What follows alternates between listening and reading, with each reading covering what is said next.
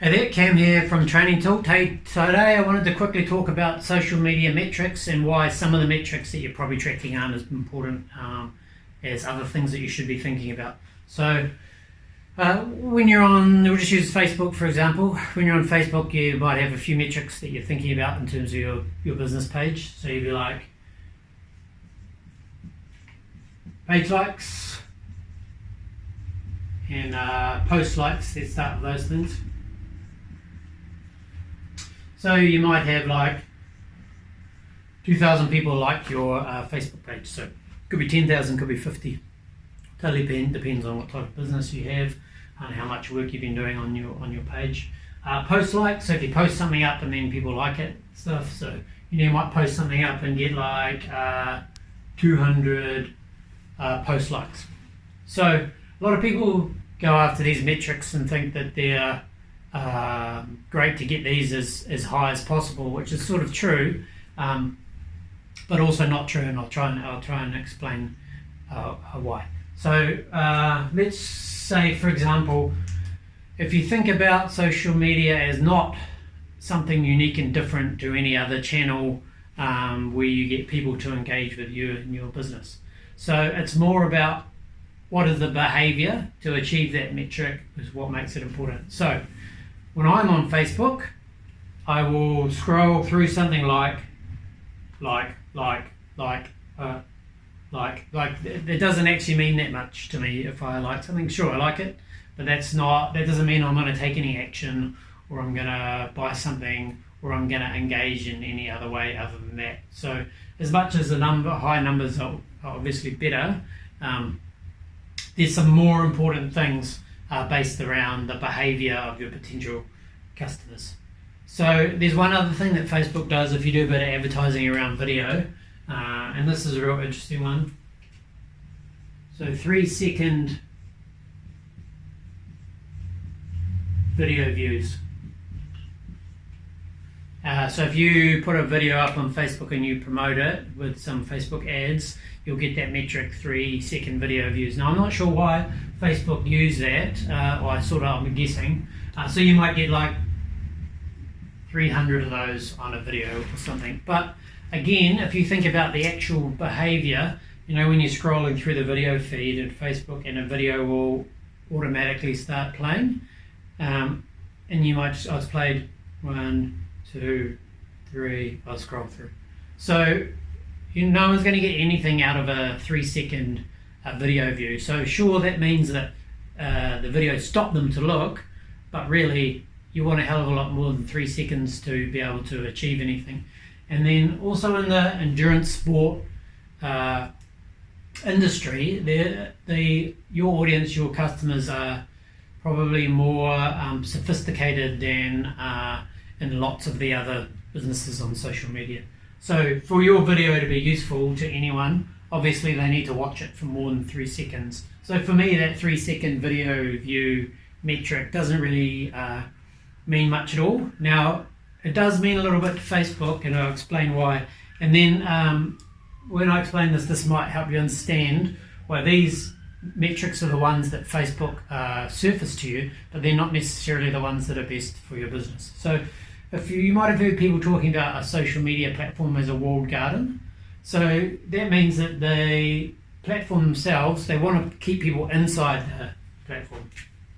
So they're trying their best to build a wall around the garden, because all of the value to them of getting people inside their platform and using their platform is that they stay on the platform and they come back more and more and more.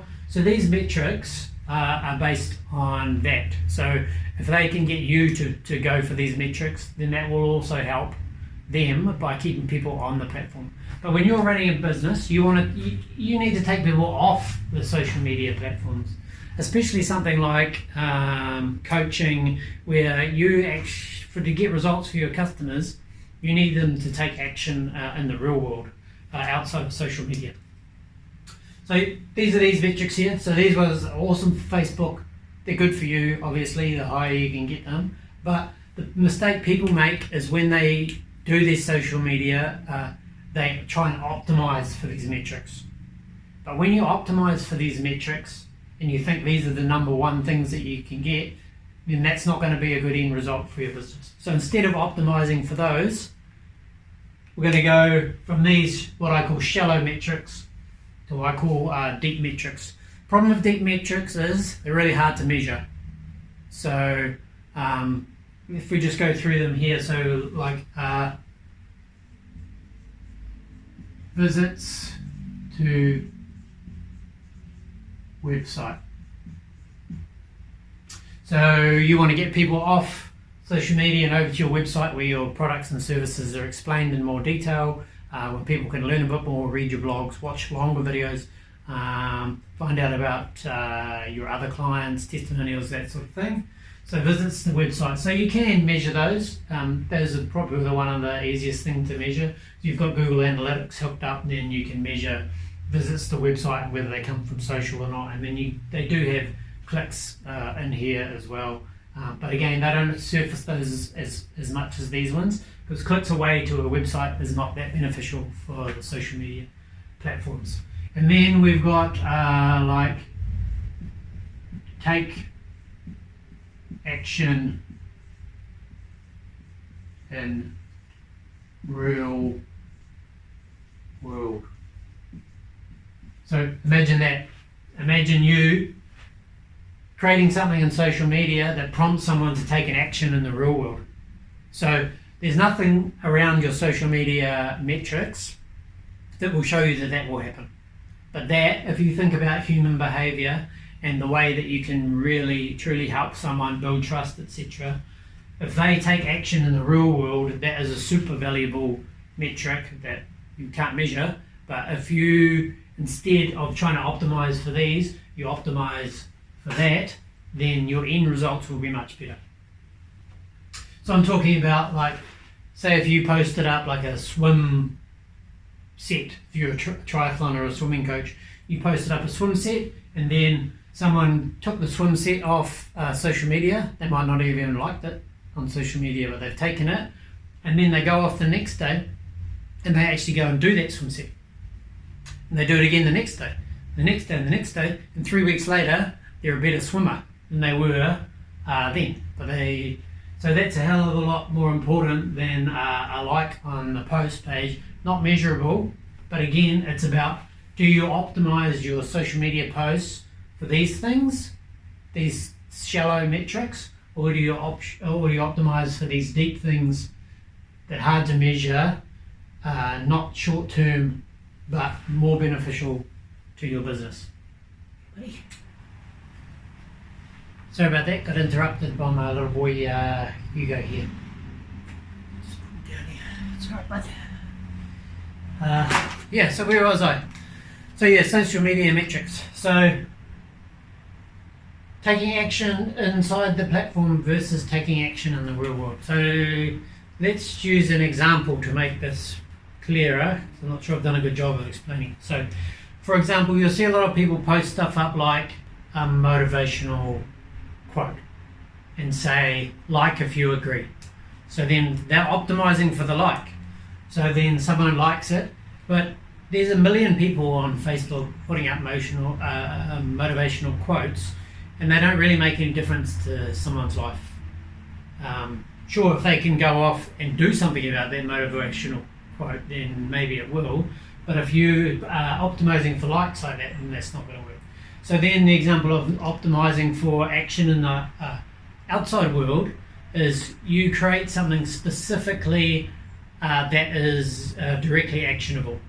So instead of posting up something that just is cool and is optimized for someone to like it, you put something up that requires them to take it and go off and do something in the real world. So that would be a swim set, a training session, in the specific example of endurance sport. So you could post it up, get them to click over to your website or something, like, so you could have a video talking about the training set, even going through it, maybe a swim squad, you could be whiteboarding it, something like that, and then you could go off to our website, download the paper version, print it out, and then go and do it tomorrow. So is it actionable is the main question that you should ask yourself, and does it provide value, and if they action this, will it make their life better, and in turn will that help them trust you and then potentially buy your products and services, if not now, at some time in the future. So that's it. Hopefully that helps. And if you just think about those things before you post something, mainly, is it actionable? Will it provide value to the customer in the real world? And you should be sweet. All right, cheers.